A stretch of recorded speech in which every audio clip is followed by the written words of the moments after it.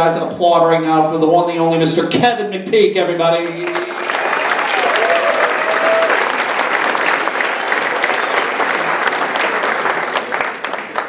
Hey, it's nice to be here. Let me say this before I get started. This actually is part of my show. This is real. All the rest of it's going to be lies.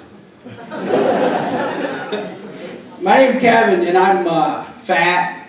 I like being fat, and I'll tell you why. When you're fat, nobody asks you to do nothing. You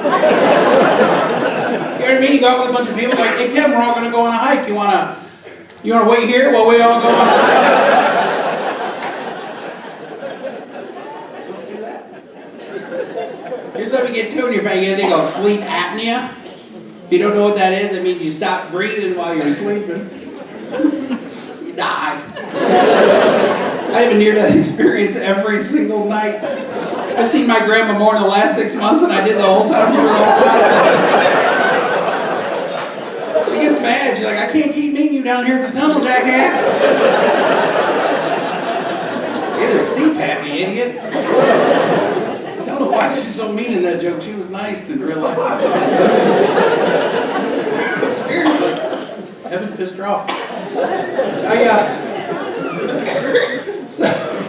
Here's something too when you're fat. I didn't realize this was going to happen. I went to buy a gun. The guy behind the counter, that's what he said to me. He goes, you're in luck. We have ankle holsters. I'm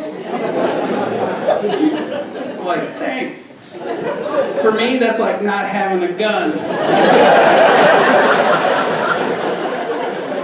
Because I don't think a criminal's going to wait for me to roll onto my back, shake my leg until the gun falls out. Do you have a corsage one I can put a little more accessible? And this was weird. I don't know how many people here are married, but my dad's been married for 55 years. And I didn't realize how long 55 years was until I asked him a simple question. He loves movies, right? But he always watches those old black and white movies. And I said, you know who you'd love, Dad, is Tom Hanks. He makes great movies. You'd love his movies. I went over to his house. He's like, hey, I watched that movie Castaway.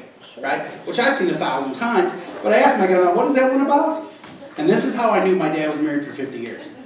He goes, I was a FedEx guy, he was in a plane crash, and he washed up on a deserted island. He was there on an island all by himself, and for some reason he kept trying to get off.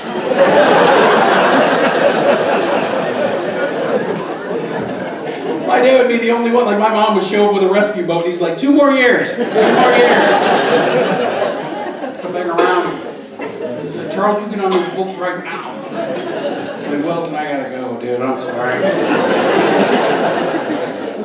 He's like, who are you talking to? I'm talking to Wilson. Right, so,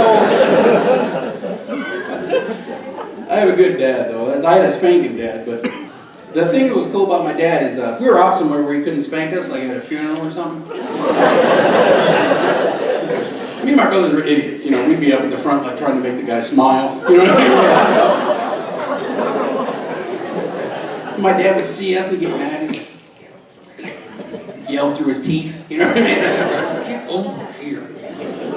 Well, instead of spanking us, he would do this thing where he'd pop us in the head with his finger, knock it off.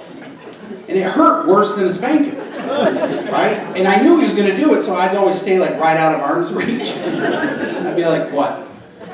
He's like, come here. I can hear you. He's like, knock it off. And he always hit the same spot. And now, like, I can't multiply by 9 because he broke my 9.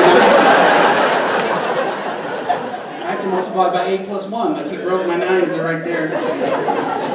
I can't say no in German. Wow, that took way too long. I was thinking back to high school German. That's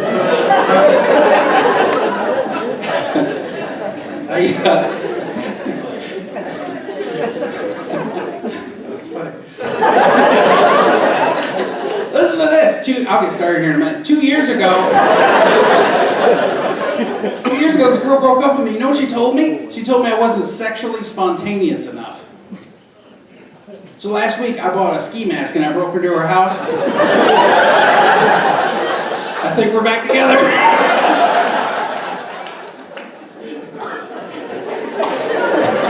Tomorrow I'm going to tell her with me.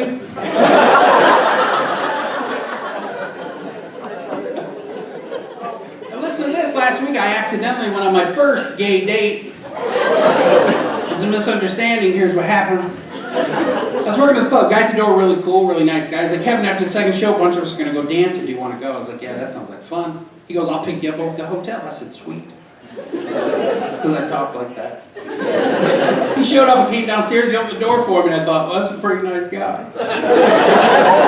He paid my way into the club, and I said, that is a nice guy. He bought my first drink. I'm like, you know what? That is a super nice guy. He's like, we should go dance. I'm like, oh, that'll be fun. So I'm dancing. I look around, I'm like, hey, there's no girls. I'm on a date. And I'm the girl. So we were making out, and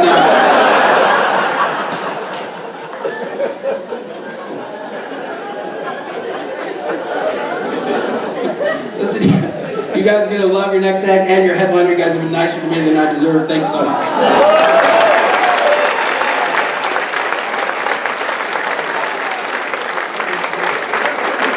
Kevin McPeek, everybody. Keep it going for Kevin.